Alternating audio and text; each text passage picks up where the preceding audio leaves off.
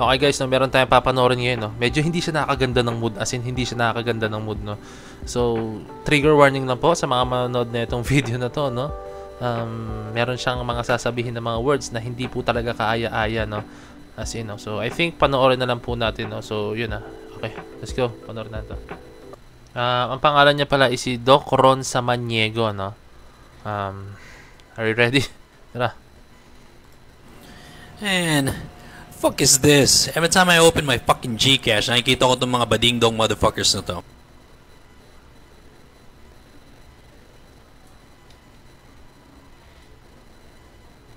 Tuloy. Man, not everyone's into like K-papangit motherfuckers, man. I'm not into that kind of shit. Why do you need to spam my fucking Gcash with these K-pop wannabes, no? Parang tang-ina naman. Hindi naman lahat triple B motherfuckers eh. Typical ano to eh, typical triple B motherfuckers. Stupid bitch ass Pinoy niggas. Stupid gay ass Pinoy niggas. Gcash, pwede ba tigil-tigilan nyo na to? Please, please naman oh. Not everyone's into this kind of shit. Tama na to. I'm tired of this shit. Okay, I think balikan natin yung mga sinabi niya, no? Okay, dumaan tayo sa line. And fuck is this? Every time I open my fucking Gcash, nakikita ko itong mga bading-dong motherfuckers na to. Okay. Doon pa lang, mga, yun, yung binanggit niyang word, no? Na bading daw po, na SB19, no? Okay? So, usually, yung mga taong hindi aware sa mga ganyang bagay, yung mga taong walang knowledge sa music, walang knowledge sa nangyayari ngayon, sa trend ngayon, sa kung ano po yung mga bagay na kaganapan ngayon, no? I think nabubuhay siya sa nakaraan po, no? Yun na po yung masabi ko, guys, no? Kasi hindi niya alam na, sige, hindi siya sanay sa mga ganitong klaseng pormahan, sa ganitong klaseng mga, no? I think ang gusto niya kasi sa isang tao is yung masculine, yung pormahan na t-shirt lang and then jeans lang, no? Yung trend po kasi ngayon, guys, kung papansin niyo, no, yung pananamit ng mga tao, I think ang pinoportray niya rito, guys, is yung pananamit ng SB19, yung looks nila, yung the way na yung buhok nila, kung paano sila mag-ayos, 'di ba, no? I think yun yung pinoportray niya na masyadong fashionista yung dating ng SB19, no? So sinasabi niya ganun daw ang SB19 kasi ulitin ko, I think ang gusto niyang makita sa isang lalaki is yung naka-polo shirt, tapos pantalon, okay, or kaya t-shirt, pantalon, okay, o kaya naman yung alam mo yung sinusuot ni Cardo na leather jacket, no? Tapos pantalon or shorts or di ko alam kung ano magandang iterno doon. I think pantalon, guys, no? And then rubber shoes or whatever kind of attire, guys, no? And I think yun, no? Hindi siya sanay makita ng marami kung ano-ano, no, na pormahan ng tao, no? At the same time, I think ang alam niya lang na style ng buhok is one side. Okay, yun, one side lang na klase ng buhok. Hindi siya sanay sa mga, or yung old school, yung kimpi. Hindi siya sanay na may kulay ang buhok, violet ang buhok, or kung ano man, no? So, oo, sige, kakaiba. Pero, alam mo ba? Sure ka ba na sinasabi mo na bading talagang SB19? Bading sila? Sigurado ka? Kailan ba sila? Porket hindi sila yung nakikita mo na usually nakikita natin sa mga tao. SB19 is trying to make their own identity, guys. So, okay, sige. Sinatawag mong K-pop sila. Okay, sige. Malaki. Oo, guys, no? Before, napakalaki ng influence ng K-pop sa SB19 na. Pero ngayon, gumagawa sila ng sariling identity, no? So, yung mga ganitong klaseng tao, no? Sila yung mga tao na hindi dapat pakinggan. Oo, sige. Actually nga, dapat hindi ko na nga video to or what. Pero ang sa akin lang, guys, is para maging knowledgeable tayo, guys, na walang laman po yung sinasabi niya talaga as in, no? Gusto niyang mapansin. Okay, sige, bigyan na siya ng pansin. Pero wag tayo pumunta sa mundo niya na magbibigay tayo ng isang bagay na, or sinasabi natin yung isang bagay na wala man lang kalaman-laman, no? Tignan mo yung mga sinabi niya. The fuck? Tignan niyo yung mga sinabi niya. Man, not everyone's into like K-papangit motherfuckers, man. Okay. Yan, K-papangit motherfuckers daw, no? So, okay, kailangan ma-back upan niya yung sinabi niya. Paano mo nasabing K-papangit motherfuckers? Oh, after, ano ba sinabi niya? Not into that kind of shit.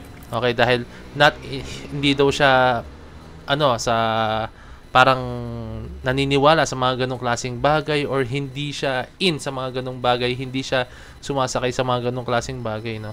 So, ako, guys, meron akong mga bagay na hindi gusto, no? Pero not to the point na sisiraan ko ang isang tao, sisiraan ko sila mag-video ko, no? Kanya-kanya tayo, eh. Guys, believe me, kanya-kanya tayo, no? kanya-kanya tayo ng forma, kanya-kanya tayo ng attire. So, hayaan natin yung mga tao kung yun ang gusto nila. Kasi doon sila masaya. Ito yung mga tao na, like, nag-hate sila sa isang grupo or isang tao, sabihin nating tao, syempre, no? Kahit hindi sikat na tao, no? Nag-hate sila sa isang tao na hindi niya gusto yung style, no? So, I think, ito yung pag nakasalubong mo sa isang lugar, iirapan ka, no? Why do you need to spam my fucking Gcash with these K-pop wannabes, no? Parang tangina naman. Una sa lahat, pag nagtatransa ka sa Gcash, hindi na pupunta sa SB19. Although na syempre, endorser ang SB19 ng Gcash na. Pero bukod dun yung bayad. Bukod dun yung bayad ng Gcash na. Although na sige, yung kinikita ng Gcash doon, may, syempre, napupunta rin sa SB19. Pero not to the point, 100% sa SB19. No? So, kahit ano mangyari, since brand endorser ng SB19, wala ka na magagawa kasi sila na po talaga yan. No? Okay, sige, huwag ka mag-Gcash, mag-iba ka na lang. Kung yan ang gusto mo, no? Magtiis ka. Hindi naman lahat triple B motherfuckers eh. Typical typical triple B motherfuckers. Stupid bitch ass Pinoy niggas. Niggas? Paano mo nasasabing niggas ang SB19? Masabi lang yung mga bad words ng mga, or yung mga curse word ng mga banyaga eh, no? Mga foreigners guys eh, nasa ibang bansa. Ay, Diyos ko. Oh, niggas. Sinong may team sa SB19? May masabi lang eh, no? Stupid gay ass Pinoy niggas. Gay ass Pinoy niggas. At saka yung the way na magsabi siya, parang for the clout lang guys. Yun yung napapansin ko. Parang may masabi lang, hindi siya yung totoo eh. Like parang, yung galit na galit. Ewan ko kung may nag-utos sa kanya nito or sinasabi niya lang talaga to para magpapansin or what. Pansin ko kasi sa boses niya eh. And then na magsalita siya, parang wala ko nakikitang gigil or inis or galit, no? Or baka ganun lang talaga siya, no? Poker face, hindi natin malaman kung yun talaga yung way niya ng pagalit, no? Wala lang. Gcash, pwede ba tigil-tigilan nyo na to, please? Please naman, oh. As if naman susunod sa yung Gcash. Not everyone's into this kind of shit. Tama na to. I'm tired of this shit. Sa dinami-dami ng tao sa mundo, no? Ikaw lang ang nagreklamo sa Gcash ng ganyan. Naman, di ba, no? Okay. Ayun guys, no? Yung mga bagay na ganyan, no? Yung mga tao nagsasabi ng mga ganyan, I think sila yung mga tao talaga naiinggit or hindi nila matanggap na ba't sumisikat yung mga gantong klaseng tao, no? Sa pananaw nila, no? Ba't sumisikat yung mga gantong klaseng tao, no? Hindi nila matanggap. I think gusto nila is hindi pwedeng ganyan. Ano ba yan? K-pop. Yung mga ganyang klaseng bagay dapat hindi sinusuportahan, no? O, easy to say guys, sila yung mga basher po talaga guys, no? Sige, hayaan na po natin. Basta ang sa akin lang naman, no? Kung magsasabi siya ng mga ganyang bagay, no? Sana back-upan niya. Bakit niya nasabing K-pop pangit? Bakit niya nasabing K-pop wannabes? Bakit niya nasabing niggas? Diba? Bakit niya nasabing niggas, no? Back-upan niya mga sinasabi niya, no? Kung magkikriticize siya or parang yan, magkikriticize siya ng isang tao, ng grupo, or kung ano man, no, dapat back-upan niya po, no, 'di ba? Pero kung nonsense lang 'yan, salita ka lang ng salita, nagmumura ka, tapos wala namang laman, 'di ba? Ano makukuha ng mga tao diyan? So puro ka lang rant, pero wala ka namang ginagawang kung ano man, no, na research, 'di ba? So I think wala, for the clout lang. Hindi ko rin alam kung ano niya. Siguro hindi niya lang talaga gusto ang SB19, no, pero 'di ba? Kung hindi mo gusto ang isang tao, tapos magre-release ka ng video, okay, sige, kung magagawa ka ng video, backupan mo. Gawan mo ng, ng meaning. Gawan mo ng laman, no? Hindi pwedeng ganyan na mura ka lang ng mura, tapos wala lang naman laman, di ba, no? Ganyan na po kasi ngayon, no? Huwag kayo magsasalita ng isang bagay na negative kung alam natin sa sarili natin na hindi natin alam kung bakit di natin sila gusto, no? Di ba, no? So, ilang guys, I hope na medyo nag-cool down na. Actually, kanina guys, napanood ko na po ito. While nasa office po ako, napanood ko na po ito and then, ay nako, Diyos ko. Umay no? Panood ko na ito kanina, tapos yan nga, sabi ko, sige, discuss natin to, no? Bigyan natin ng pansin. Total, gusto niya ng pansin, no?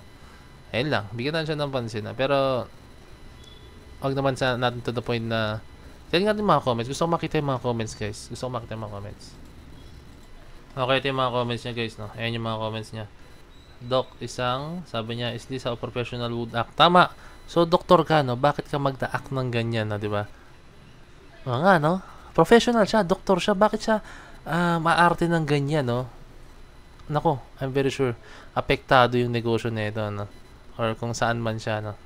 Doc, dahan-dahan lang sa mga salita mo. Baka isang araw wala na tong page mo. Sayang naman.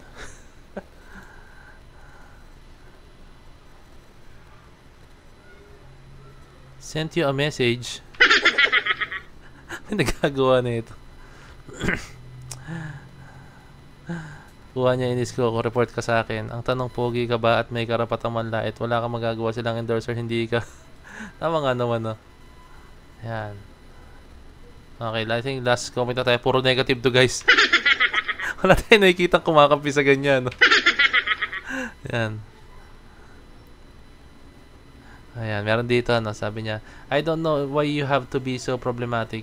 If you don't like it, just ignore it. Maybe delete your Gcash. I'm not hating you, Doc. You just need to be mindful to some things. Mindful enough to not say the N-word. Even insulting someone who didn't do anything to you, Doc. Ito, I think, ano siya, ha? Knowledgeable siya sa sinasabi niya. Partida. Hindi ko alam kung ano siya, ha? Pero parang siya pa yung mas professional kaysa kay Doc. Pero malay natin, baka professional na po talaga siya, no? Okay. And then, even insulting someone didn't do anything. Again, please be more mindful. I know you're just trying to be funny, but not all or anything is okay to joke about. Okay lang naman, i-joke yan, but insulting them, no. Agree. 100% agree, no? Diba? Kung hindi mo gusto ang isang tao, tumahimik ka na lang. Hayaan mo na. Hayaan mo na. And, darating naman yung panahon na kung hindi mo gusto yung taong yan, may mangyayari at mangyayari dyan sa kung sino man yan, gusto mo, no? Or baka ang gawin mo, halimbawa, hate mo ang isang grupo, edi, suporta ka na ng ibang grupo, anihin mo, parang doon mo i-focus yung attention mo, kaysa naman to the point na binabaling mo yung attention mo sa pagbabash sa isang kababayan natin, no? Diba? Tahimik na lang tayo, no? And then, ano ba dito? May nagustuhan ako sinabi niya. Yan, I know you're just trying to be funny, but not all or anything is okay to joke about, no? Tama, guys, no? Kasi, pansin ko talaga sa boss niya, guys. Parang hindi siya galit or what. Parang gusto niya lang yatang may magsabi na, kumampi sa kanya na, alo, o nga, dapat, mga yun, papansin nga yung mga yan, eh. At tingin ko yun ang iniisip niya. Yung may kakampi sa kanya, na may inis din, na bakit SB19 yung nasa Gcash homepage nila, home screen nila, diba, no? Eh, wala. Ang nangyari, wala. Kumampi lahat sa SB19. Sa mga nabasa ko dito, guys, no? Mostly yung mga nabasa ko dito, puro ano siya, puro hindi siya to the point fans ng SB19. I think yung iba rito, mga talagang fan ng SB19 or sabihin natin hindi fan ng SB19 pero alam nila na mali yung ginawa ni Doc, no, diba? So, ayun lang, guys. I hope na hindi nyo na-enjoy itong video na to. Like kasi sabi, I hope na-enjoy nyo itong video na to, no? Pero ngayon, I hope na hindi nyo na-enjoy itong video na to, guys, no? Maraming salamat, no? And, syempre, kindly leave a like, subscribe po sa aking YouTube channel kung ayaw nyo pong makapanood na ng mga gandong klaseng video. So, guys, maraming salamat, no? So, this is Point of Bed signing out. Peace. Let's see.